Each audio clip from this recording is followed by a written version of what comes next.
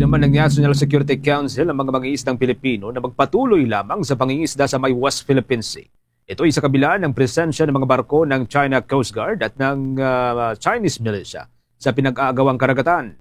Ayon kay National Security Council Assistant Director General Jonathan Malaya, karapatan ng bawat Pilipino na gamitin ang resources ng Pilipinas katulad ng mga resources dyan sa may West Philippine Sea.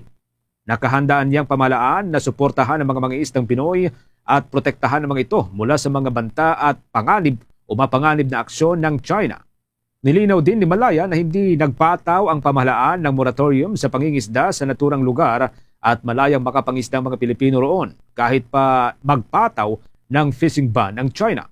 Wala niyang karapatan ng China na gawin ito at hindi rin kinikilala ng ibang bansa ang anumang regulasyon ng China ukol dito dahil hindi nila ito teritoryo o hindi nila teritoryo ang naturang karagatan.